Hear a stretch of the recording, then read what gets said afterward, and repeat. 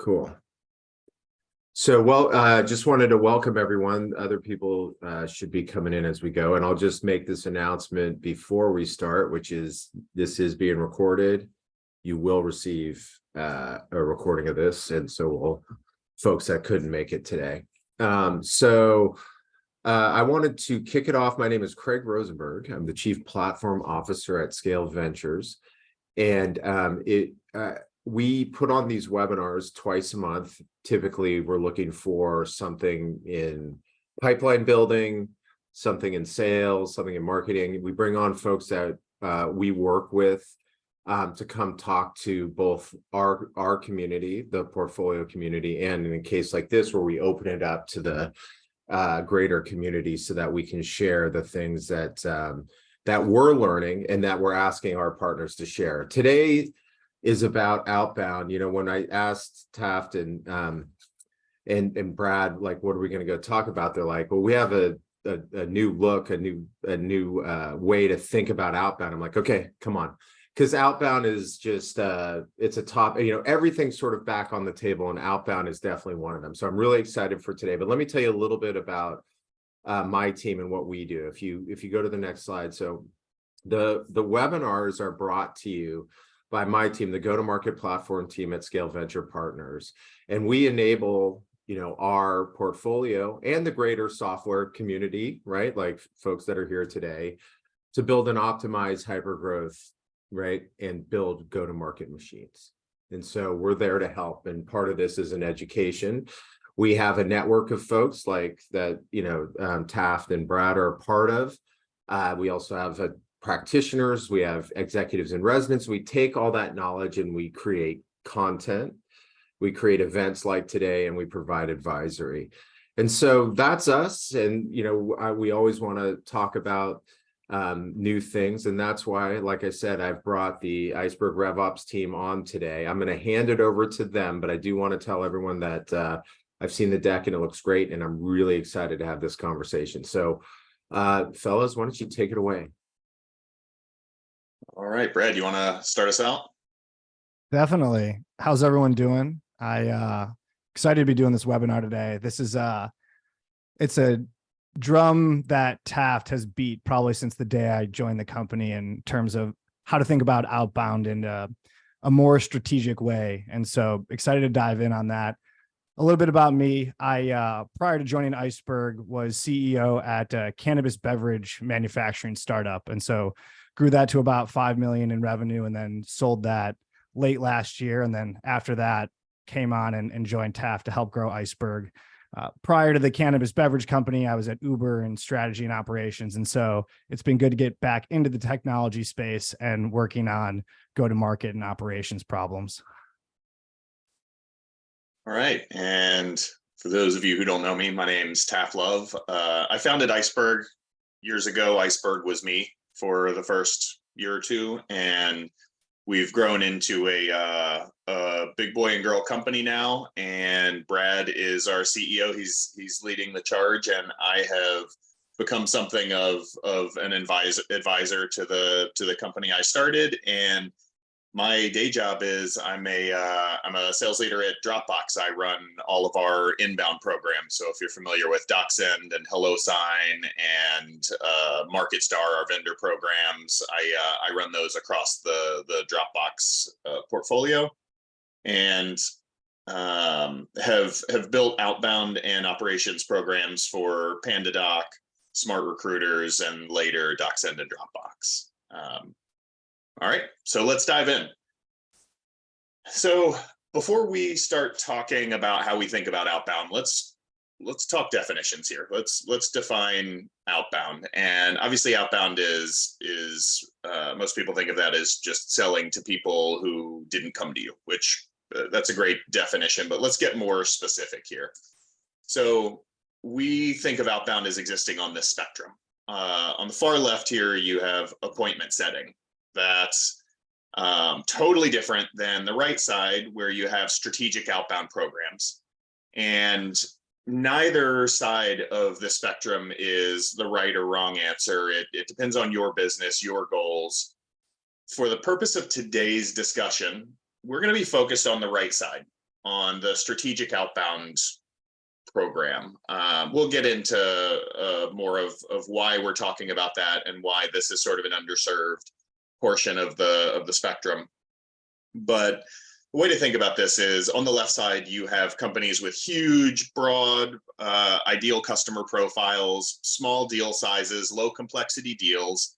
The person you cold call, chances are, if you work at Yelp, if you're calling into gas stations across, Minnesota, the person you call is the owner, the decision maker, the champion, the economic buyer, the everything.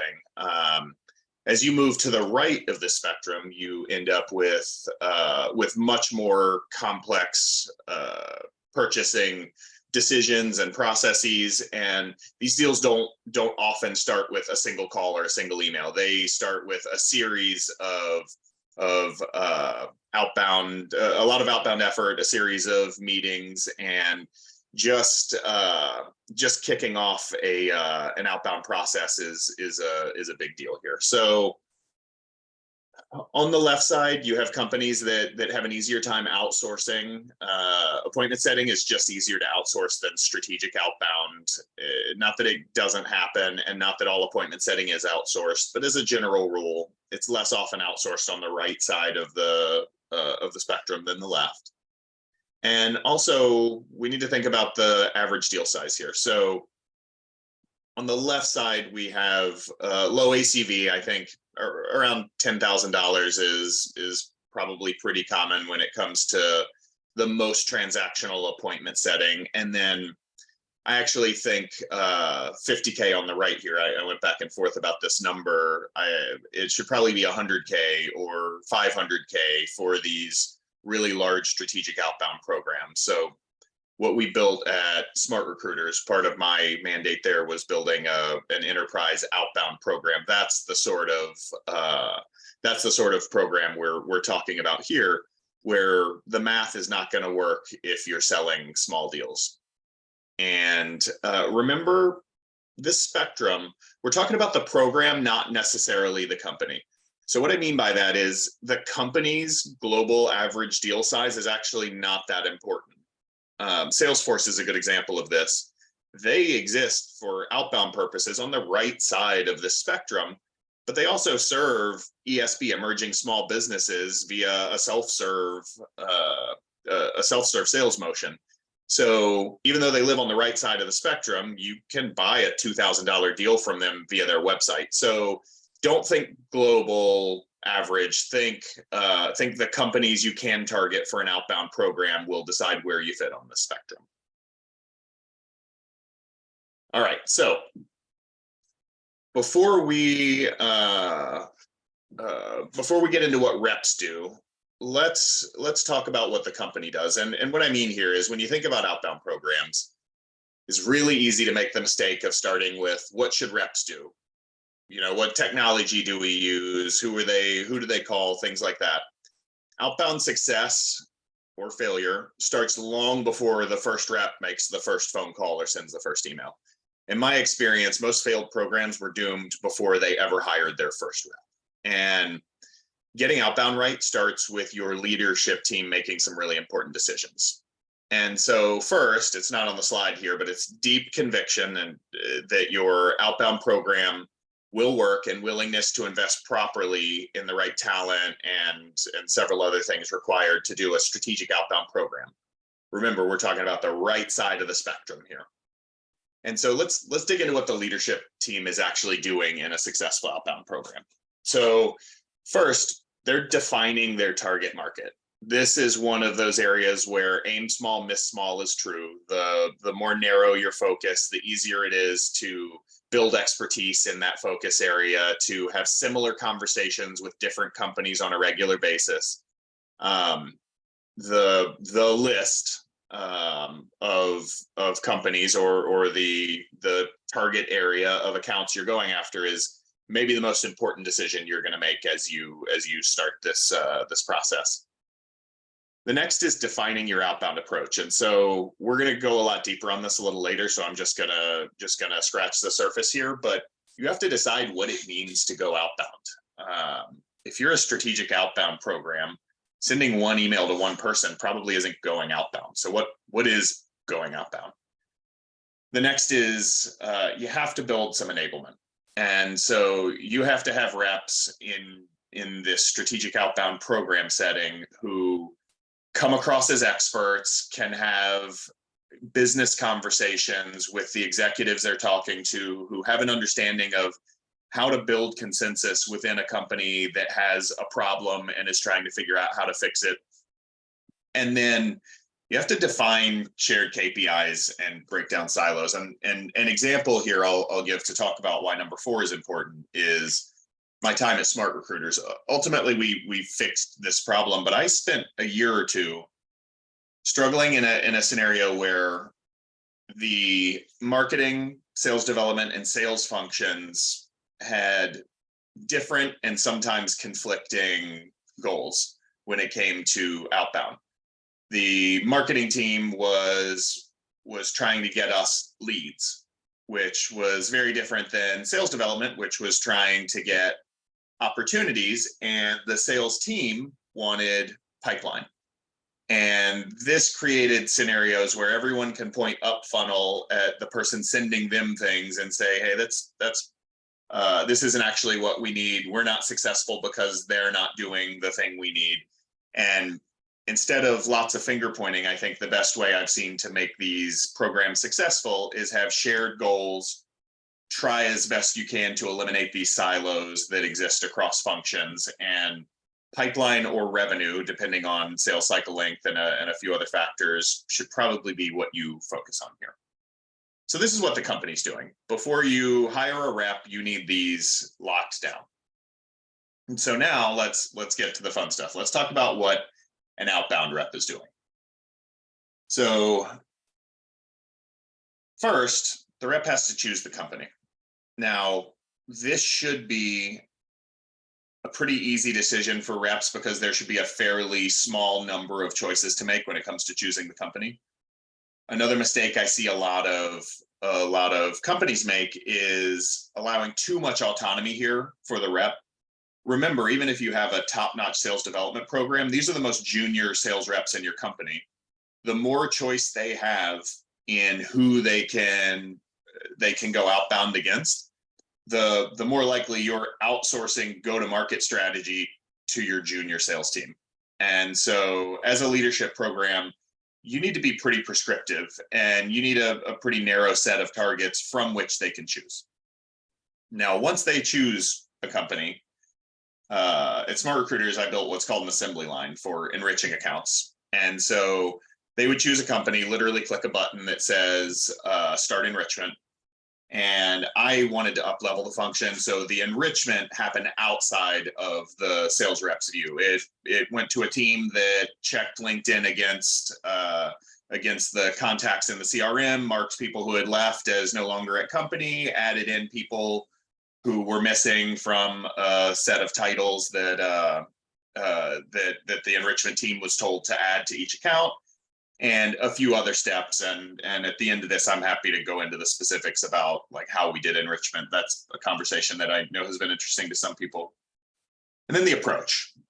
And approach is something that should be really carefully defined. I know at Smart Recruiters, we said, look, an approach is reaching out to at least 5 people and touching each of those 5 people at least 3 times with some outbound activity, call, email, gift, in-mail, whatever.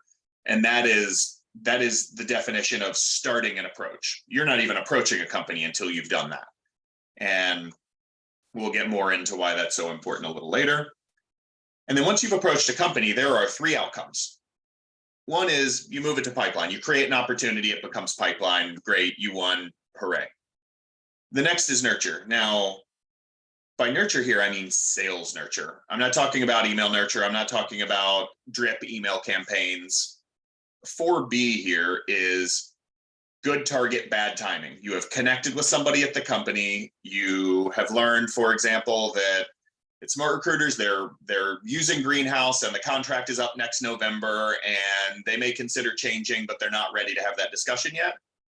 I like for 4B to stay with the sales rep, and specifically whatever sales rep is doing the outbound, be it a sales development, business development, or account executive, whoever's doing the outbound keeps this and is responsible for nurturing it until it's ready to move to 4A. Then 4C is the one. 4B is one place where companies tend to drop the ball. Timing's not good. You move on, and what I've seen over the years is the sales development rep creates a calendar invite next October to reach out to this company that has greenhouse. That SDR is now an account executive or has moved on from the company, and that calendar reminder is long gone. And then the CEO is wondering how the hell we missed this huge opportunity that greenhouse just renewed, even though we knew they weren't very happy. Then let's move to 4C, recirculate. This is a really important one. The further right you are on our spectrum, the closer you are to a true enterprise outbound strategic program. The smaller your ICP, the smaller your set of targets for outbound, the more important it is to be in not constant, but regular contact with these companies. And so I'm not going to tell you what the right answer here is. It depends on a lot of factors specific to your company. But if you have 10 reps and 1,000 accounts, and you want to approach them twice per year, now you have the ability to do the math to say, this is how many approaches each rep needs to make per month in order to stay top of mind at all of these companies that are in our 1,000 company sort of set of targets. And so this is what the rep is doing. This is their whole life. In a perfect world, they're focused really on 3 and 4. That's how you up level a rep, is take 2 almost completely off of their plate, take 1 mostly off of their plate, and let them approach and nurture. That is how you build a successful program. And then another piece that often gets missed here is, what is marketing doing? So with strategic outbound, you guys have probably heard the phrase air cover. Every time I ever ran an outbound campaign, marketing's doing air cover. What that usually ends up meaning is, well, you have your 1,000 target list and we're going to drop them in an email drip. They're in our drip. They get our newsletter now. That's it. That's air cover. We'll get into the reasons why doing what I'm calling close air support is so challenging today, especially for the right side of the spectrum. But if you're doing close air support properly, some examples of things you might be doing tightly coordinated with when reps are approaching are approach-based retargeting. At Smart Recruiters, we had a code snippet that was in the signatures of our emails, so that anyone who opened our email ended up getting a retargeting snippet, so that as soon as they open an email, they see Smart Recruiters everywhere. At PandaDoc, we retargeted everyone we were reaching out to, and at PandaDoc, we didn't do this as elegantly. They're more on the left side of the spectrum, but still, you can retarget. In a perfect world, as soon as a rep starts approaching an account, everybody in that company sees your logo all over the place. Intent signal monitoring.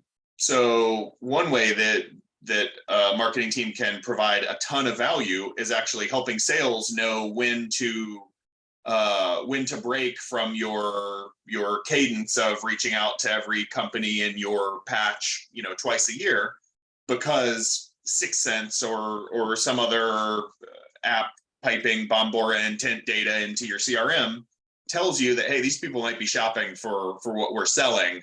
Approach them right now. Live event coordination. Hey, if we're approaching a company, then it would be great to know, hey, we're doing an event in Chicago. Marketing should be saying, hey, what companies in the Chicago area are we approaching right now? Because we need to arm our outbound reps with the ability to also invite these people to our event. We're having an executive dinner, and anybody in these 1,000 companies we're talking to right now, we should be inviting if they live within 100 miles of Chicago. Things like gifting that are a little higher value usually than just like sending drip emails to people on the list. These are just examples, but these are things that should be happening in tight coordination with your approaches. And so I'm going to hand it over to Brad here, and we're going to talk about, like, I've shared the vision of what it should look like. Brad, let's talk about like, why does it fail? What's in the way of this? Yeah, and so I think Taft just painted the picture of what good looks like. But the reality of what we see happens, and I think we've seen it probably in dozens of companies at this point at Iceberg. I know in the early days of when Taft was working at PandaDoc and Smart Recruiters, this is how the world operated. Is you'll have, let's take it back to that first leadership step. The right steps will be taken to agree on what is our target account list, who is our outbound target market that we're going to be going out to. This list is then paired with KPIs, it's paired with incentives. Taft mentioned it earlier, but oftentimes this looks semi-perverse because of how you're measuring marketing versus sales. But we'll circle back on that. The important thing to focus on now is this target account ends up going from Salesforce into a spreadsheet. And so that list is exported. It's then given to reps, and those reps are then expected to update activity against those accounts in the spreadsheet. We're going to talk a little bit later about why this isn't done in Salesforce, but for now, I think we'll take it as gospel that these things end up in spreadsheets 95% of the time. And if they don't, there's usually a very sophisticated solution on the other end. And so they end up in spreadsheets. Reps are then expected to self-report. They're expected to update these spreadsheets, and their managers will stay on top of this for a day, a week, maybe a month. But this system breaks down time and time again. Anything in spreadsheets isn't actually a system to track strategic outbound, to track against strategic outbound. And so what ends up happening is spreadsheets are eventually deprecated. The insight into what accounts we're tracking, the contact density, how we're approaching these accounts, that information lived in a spreadsheet and then it died in a spreadsheet. And so the steps that go from there are your marketing sales leadership are now losing visibility into what progress are you actually making against this outbound target market? Who are you actually approaching and so forth? And then in parallel and almost as important, there's no systematic way for your marketing team to provide that close air cover that we talked about before. If you don't know when the outbound team is going to approach and activate an account, how are you supposed to know when to provide close air cover? And so these things happening in a spreadsheet subsequently lead to massive breakdowns. And so let's dive a little bit deeper into how do we end up in a spreadsheet? What are the root causes for why this is happening? And a big piece of it is drawing the differentiation in terms of how to measure properly and how to operate the left side of the spectrum versus the right side of the spectrum. And so we're continually focusing on strategic outbound. And so if we click through the next couple of slides here, what you'll find is when looking at what a successful rep looks like on the left side of the spectrum versus the right side, we call it the tale of two reps. I'll dive into this more on the next slide, but in today's gold standard for activity, for measurement against an outbound program, you've got two reps and they both make 100 contacts in a given period of time, let's say a month. But the rep on the left who's working for Yelp, click through a couple more, Taft. You're going to find that they are contacting 100 people at 100 companies. And this is actually them operating at the highest level, being successful in what they're doing, because on the left side of the spectrum, activity at the contact level correlates with success.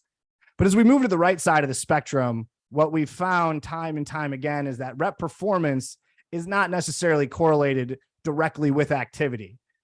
I think Taft's dropped this example to me a number of times, but he'll have his outbound teams and the person who has 200 contacts is not versus the rest of the team has made, say, 80 to 100 contacts. They're not necessarily the one producing the most qualified pipeline to pass along to the sales team.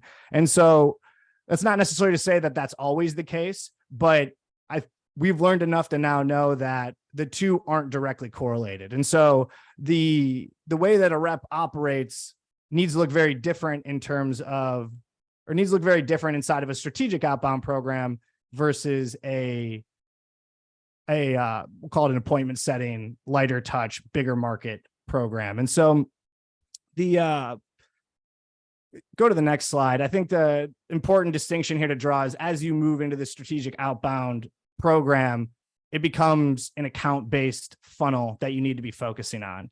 And so it's in an attempt to track this account-based funnel that we end up in spreadsheets. I think good leaders recognize that just tracking activity metrics, just tracking contacts isn't sufficient to say whether a rep is performing well or not performing well, and then also be able to diagnose why that rep is performing well or not performing well in the account-based strategic outbound funnel. And so that being said, the gold standard today is you use outreach to track an activity-driven, prospect-driven, contract-driven funnel. You look at how many people did we contact, and then how many meetings does that turn into? And the reason that all roads lead to tracking via this model is it's easy to measure. The whole reason we're ending up in spreadsheets is because the account-based funnel that we're going to talk about more is difficult to measure, whereas the systems that are available to people today between their CRM and sales engagement platforms allows you to have a funnel that's trackable and easy to understand. But now, as we know, for strategic outbound isn't necessarily relevant for telling you if your program is or isn't performing well and why. And so this has led to what we call the invisible funnel. There's an immense amount of clarity when you're asking, what is the top of the funnel look like for my inbound marketing program? A lead hits the website, the top of the funnel has begun. You're able to then track activity through the rest of the funnel because you understand where the funnel begins. Same thing is true for sales. You know when a qualified op hits the top of the sales funnel, and then you're able to manage against, build strategy against, track that strategy against progress through the funnel because you know where it begins.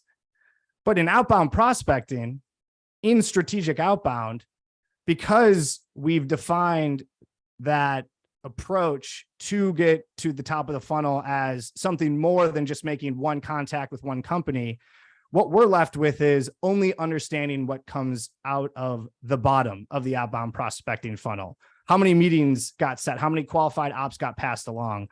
But in doing that, we've lost complete visibility for how did companies enter this funnel? And then how are they moving through the funnel? What are the key things that we need to be tracking and managing against? And so if you flip to the next slide, Taft, the first and most important thing is defining this top of funnel. And so this is a callback earlier to the work that the leadership team needs to do on defining outbound approach. This is where the distinction is drawn between a contact equals a company equals I have now activated that account in the left side of the spectrum versus the right side of the spectrum is there's a certain level of contact density decided by that leadership team.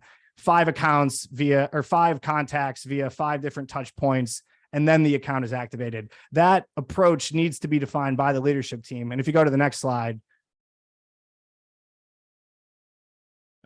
keep clicking. And this is essentially at what point this is how you define the top of the funnel for your outbound funnel. And so there's an added level of complexity here now, and this is why we end up in spreadsheets, is that understanding that activated layer at the top is a very difficult thing to do, but it's critical if you want to understand, track against, and evaluate your performance in your strategic outbound program. think about answering questions like, how many new companies did we start prospecting this month? You need to understand what your top of funnel looks like each and every month if you're going to be understanding what your outbound cycle times are. You're going to need to understand that. What are your conversion rates between different pieces of the outbound prospecting funnel? And then even more important, not even more importantly, but as important is, if you don't know the companies that you're starting to prospect in a given month, that information is also going to struggle to make it over to marketing so that you can have a largely coordinated approach to attack this outbound funnel between both your sales development team and your marketing team. Brad, you mind if I tell a story here? I think that might help for people who are trying to think through all this, because we threw a lot of information at you. Let me tell you a story from Smart Recruiters. This is where we built a strategic outbound prospecting program. So about a year into building it, I looked at all of our reps and I was really confused because, as Brad has already mentioned, something happened to me that happens a lot. I've got really hard workers, and a couple of them do really well. Some of them are not doing so well. A handful of people who, based on my contact and activity metrics, look like my lowest performers, but they've built way more pipeline than everybody else. What the hell's going on here? I had come from PandaDoc, where these are small deals. These are $2,000, $3,000, $4,000, $5,000 deals. So it's almost always the case that there's one decision maker. The person you call is your champion, the economic buyer, the decision maker, the everything. And so calling one person is calling a company, and it's really easy to understand your funnel. Well, Smart Recruiters, we're calling into some of the biggest companies in the world. And so what I started to figure out, looking manually into the data, just clicking through accounts, trying to figure out what the hell's going on, I started figuring out, well, I had this guy named Mike, and he was our lowest performer on all the activity metrics. We had a program that scored sort of every rep's, a combination of activities and outcomes. And he scored in the middle of the pack because activity, the input, was weighted about 50% of the total score, but he was destroying his colleagues. And then we had a few people who were really high scorers because they were working their asses off, but didn't get half the pipeline he did. What I figured out is, well, the outreach, and I'll come back to it, the outreach funnel that focuses on prospects wasn't very helpful for us. It actually didn't tell the whole story, because Mike, he was contacting a smaller number of people at a smaller number of companies than everybody else. But from a company perspective, he had a higher conversion rate than everyone else. He was more effective at the company level. Even though he had fewer meetings, reached out to fewer people, had less of every other metric, the one that he did a really good job on was the outbound conversion rate. On average, how many companies do we have to approach to get a qualified out? And so we threw out all of our data because it just didn't tell the story. And what we did was built a system that could measure this funnel. And suddenly it became clear who my top performers were and who weren't. So this is the story you might have seen. And the thing we're solving for is that focusing on activities doesn't tell the story of strategy. Activities is not a good representation of who is deploying the best strategy. Mike was reaching out to 20 people per company, where his colleagues were reaching out to 3 people per company and putting way more companies in their funnel. Well, Mike was going way deeper, more thoughtfully approaching these companies, and that's why he looked like a low performing rep, but was crushing his peers. So sorry, Brad, I just wanted to tell that story. Oh, that was super helpful.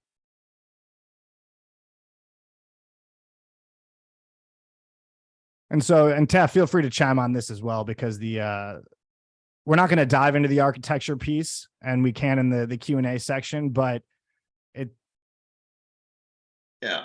there's got to be a good reason as to why this doesn't already exist today. And if you explore the architecture of Salesforce and HubSpot, the data that is needed to effectively track the outbound prospecting funnel as we're talking about it. So in the context of measuring penetration against an account, how many new companies did we start prospecting this month under the definitions that is set forth for outbound approach by the leadership team?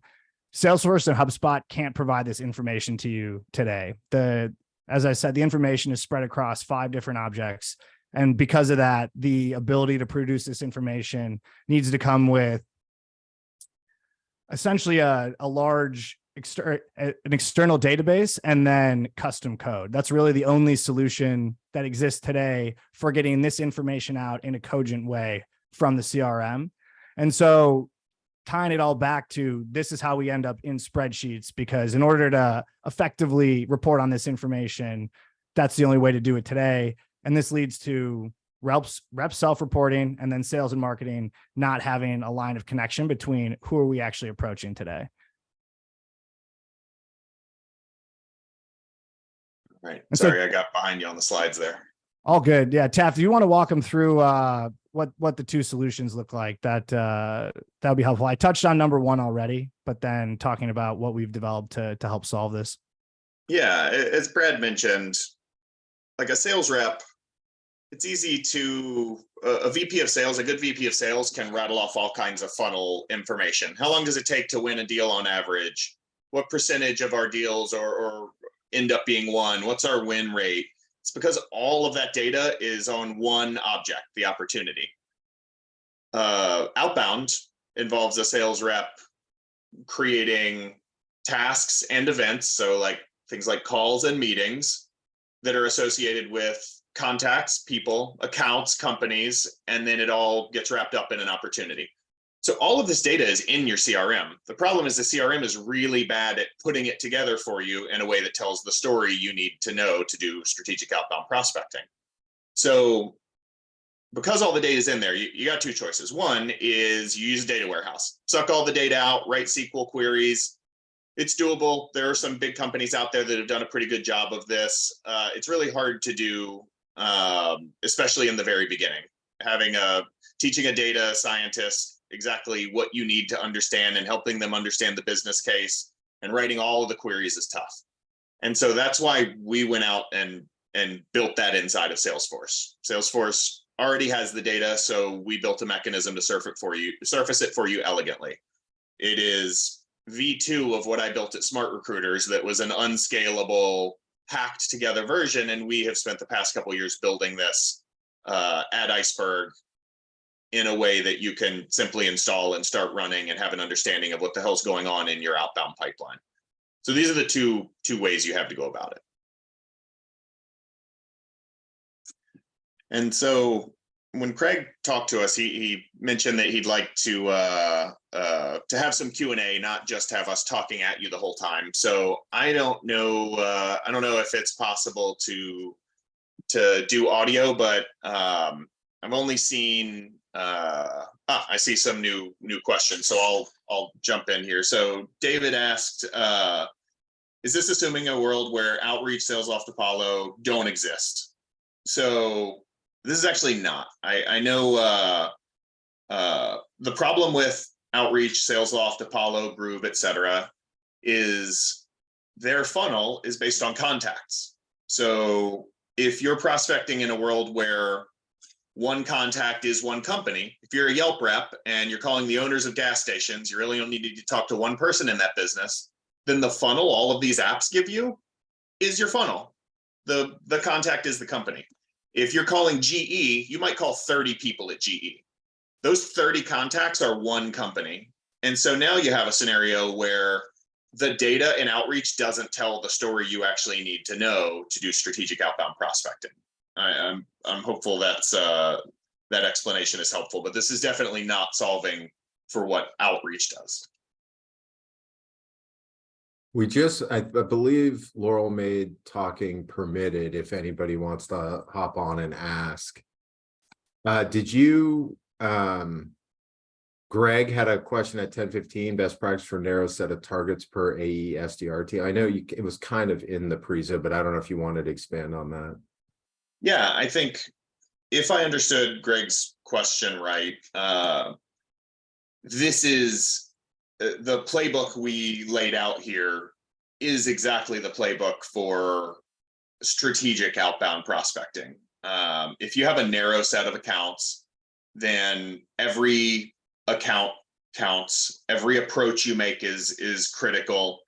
Again, I'm going to keep using Yelp as sort of a straw man for where appointment setting is appropriate, but like, who cares if you call a gas station and screw it up at Yelp? Who cares if you call 10 and screw it up? There are 10,000 more on your call sheet. If you're prospecting into the Fortune 500, every single company you call is important. Every approach matters, and you only get so many shots at a list of 500 companies. Got it. Anybody else here want to jump? A Q&A from Rick just came through. He asked, how do you personalize your outreach? And Rick, feel free to chime in on audio if you want to expand on your question. Yeah, I'll start answering, Rick. You can add more if you want. So again, we're talking specifically about the right side of our spectrum, strategic outbound. I'm going to tell you a little bit about what we built and how it led to great personalization at a great personalization for our reps. So when they clicked enrich account and it went to a team, our team was overseas that, you know, checked LinkedIn, made sure all of our contacts were up to date. We had at least 5 people across a handful of positions at these big companies. Usually we had like 15, 20. We actually hired people to go do some basic research. They put together a company research sheet.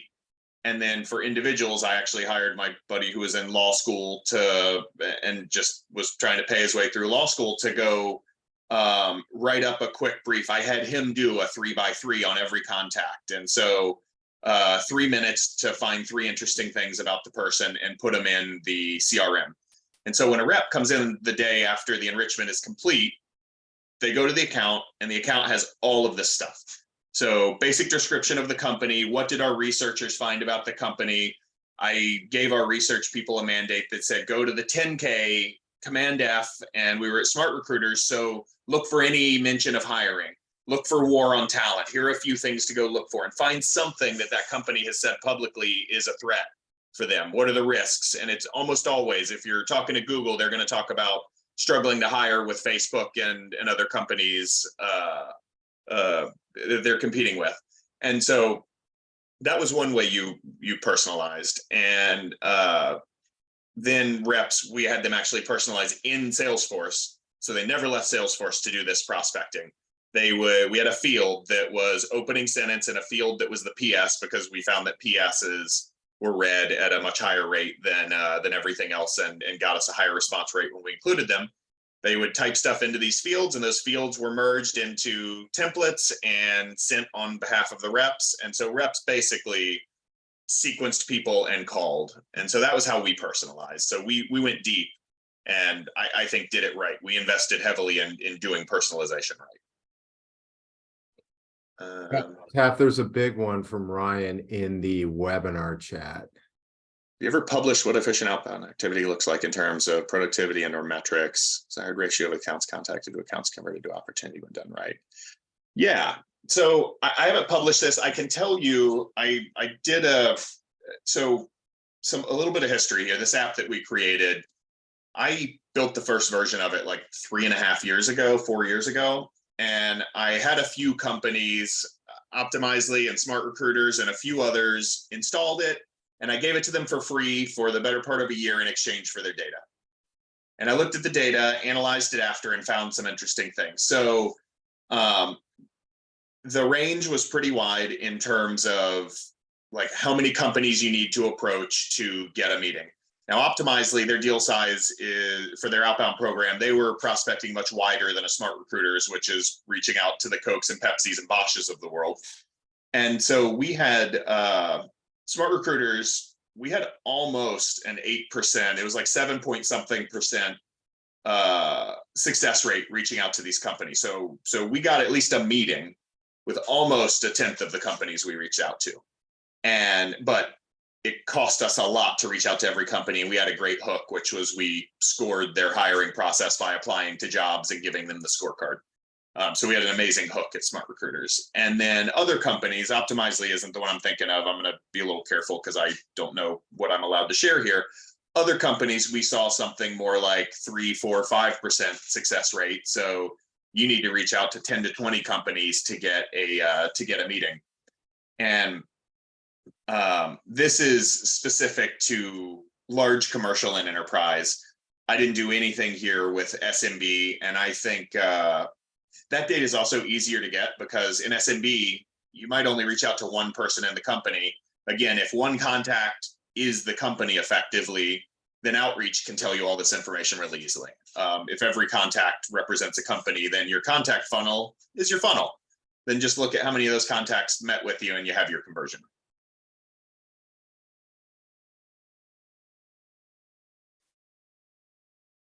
Anything else, folks?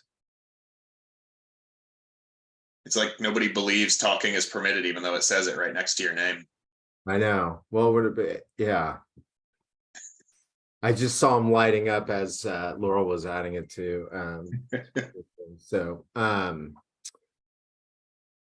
cool. Is there any other sort of tooling recommendations you'd make? I know this. Well, I mean, I know despite the fact that you know all the tech, I've been on calls with you where you're very minimalist. But like if you were gonna have basically the stack necessary to do what you're trying to do, what would that be? So I think this is not exactly a question you're answering, but I think something to call out here. I think that sometime in the not so distant future, Outreach and Sales Loft are going to get buried just like Tout and Yesware did 10 years earlier. I like the outbound tools that share your database. They sit on top of Salesforce. So something like Groove. I think Salesforce is at some point going to get high velocity sales right and take a big bite of this market. But I hate the effort it takes to keep two databases synced across a plugin that is hard to manage, and even the newest best plugins are a challenge to manage. And so I like a Groove, I like a Mixmax. I like they can do most of what an Outreach can do, especially if you're doing strategic outbound prospecting that is not just like spamming 10,000 people a month with emails. If you're doing thoughtful outbound, then you don't need the ability to do super high volume that Outreach gives you. And so, yeah, I like Groove is probably my favorite, but it's because Groove doesn't have a database. So Salesforce is its database. Groove will never, ever create a duplicate. Groove will never, ever send an email to a person you didn't mean them to because they have the same name or your systems don't match up perfectly. If you have that, and Sales Navigator, which I think is a must-have at this point for B2B, if you're prospecting into companies that are well represented on LinkedIn. If not, then like a Zoom Info, you need good phone data. You can do a whole hell of a lot with those. And I actually think more important than any tool is it is a good investment, in my opinion, to have some way to offshore or outsource some of the research. Do not have well-trained, highly paid outbound reps checking to see if people still work at the damn company. Like, outsource that piece somehow. Got it. All right. Hey, what Jeff Haber here. How you guys doing today? Hey, good. Unfortunately, I had a couple calls in between, so I didn't get the whole thing. Hopefully I'll get to hear a replay. Yeah. What are you guys seeing in the area of like full cycle reps coming back, making a comeback, especially when SaaS motion? I mean, I joined Dropbox and was part of getting rid of, we didn't lay them off, but we sort of integrated all of our SDR function into full cycle reps. When I started at DocSend, I killed our SDR team, made them full cycle reps. At PandaDoc, I did the same thing. I'm seeing it everywhere. And You're a fan. what's that? You're a fan. So am I'm I. a fan, except in strategic outbound. There is a world where SDRs make sense, but I think when the laws of physics didn't apply in 2016 until 2022, I think it was fine to have an SDR team for 20K deals, and it's fine if we lose some money as long as we go faster. In 2023, that is not the case. I think you need a reasonable bottoms up model to make SDRs. They need to be financially viable and really work well in that model before you should be hiring them. So 100K deals, great. Consider SDRs. 30K deals, no way in hell, go full cycle. Yeah, cool. I'm landing there. Been landing there. It's hard to convince a lot of senior management on that because they don't see it because they're not in the trench, but Yeah. thanks. Yeah. Hey, Taft, I don't know if you saw Daryl's chat in the Oh yeah. So Daryl, my enrichment list building, our sort of assembly line had a bunch of pieces. Some of them I walked across the street from the Spokane office I opened and hired a couple of interns from Gonzaga to do some of this. Hired a buddy for some of the more the more complex stuff, like the 3x3, finding three interesting things about each person. But unfortunately, the outsourced folks we used, that company shut down. I can't even remember the name, but it was a team in India. Honestly, Upwork, I'm happy to send you a guy I have used for years since I worked at Lead Genius. There's a guy on Upwork who I've worked with for like 10 years now, and he's amazing. And I've had a lot of success finding agencies just by going on Upwork, looking for them, and for a few bucks an hour, you can get an army of people doing this list enriching. The key though is you have to be very, very prescriptive. This is not a world where you can trust that people are going to get what you need without you spelling it out. But once you do and you build a process, like you can take all of this off your reps' plates. But yeah, start on Upwork. Those agencies have, in my experience, been hit or miss. Test out a few, you'll find a good one. Yeah, no, I appreciate that. Taking a chance to actually speak up. But right, Daryl. Yeah, well, I figured, I didn't want to interrupt anyone, so I put it in the chat. So I appreciate the pointers there. I think that's something that I've been thinking a lot about, especially internships. So yeah, any shares, I'm happy to drop you a note on LinkedIn to connect and exchange. Yeah, please do, and I'll send you my guy. He's wonderful. And for a couple thousand contacts a month, he's your guy. Bigger, he can probably point you to agencies he's worked for. Sounds good. Thank you.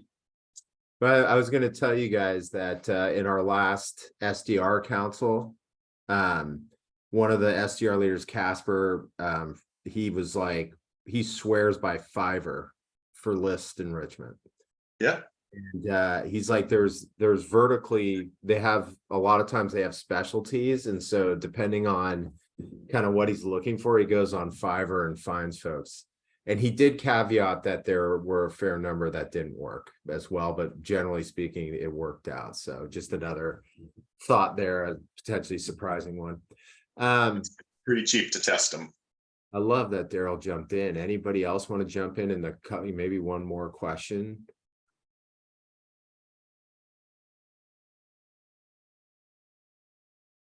I had one though before we get off. So just talking about the full cycle rep again, there's two things that, one is like, I think there's a whole generation of reps that we prioritize prospecting in. So that's an issue, right? Like we've been feeding them and then we're like, hey, and by the way, now you need to prospect. So that's like there's a major mentality and retraining effort. So that's one thing. But the other is it does feel like you need a different, maybe not a different, but a system set up for them that's different than you might from an SDR perspective. And so that's the one I was kind of honing in on for you, because yes, like we've come full circle to full cycle, right? I mean, there's just the need to fill pipeline, and we've contracted a lot of the pipeline generation programs, whether they're SDRs or demand gen budget. So they do need to prospect today. If you were going to go in there, would you take this same methodology that you presented in this webinar, or are there adjustments you'd make on the full cycle rep behalf? I wouldn't make many adjustments here. Volume would be the biggest adjustment. I don't think you can expect an account executive with, running a few big deals at a time to, thanks, Daryl, a few deals at a time to do the same volume of prospecting that a dedicated outbound rep can do. But no, I actually don't think it's much different here. And in fact, when you have a sales development team, I've noticed well-run sales development teams have really clear expectations, at least in terms of effort for SDRs. AEs, even full cycle teams, if they have any inbound, they're sort of left somewhat off the hook. As long as you're, doing pretty well, nobody's going to bother you about how much outbound you're really doing. I'm an advocate for defining outbound very clearly. No one email to one person is not outbound in our enterprise paradigm here. You haven't even started outbound until you've done, 5 attempts each to 10 people in the company or something. I don't know, pick your numbers. Figure out how to measure that. And that way you can come up with a number of accounts they need to approach. For an SDR, it might be 100 a month. For an AE, it might be 20. But once you approach one, I think you have to do it the same way, because from the point of view of the customer, it sort of doesn't matter what your title is or what else you're doing. They don't give a shit. They need to be treated a certain way to end up in your sales funnel. Awesome. Okay, well, we're right up on the hour, you guys. Thank you so much, and thank you everyone who joined us today. Obviously, I know you guys, if anybody wants to follow up, there was a fair amount of webinar chat here. They can reach out to you. We'll put your contact info in the follow-up email along with the recording and the deck. So thank you, everyone. Thank you, Iceberg RevOps, and we'll see you guys at the next Awesome. go to market platform event. Thanks, everyone. Thanks, Thank Barry. you.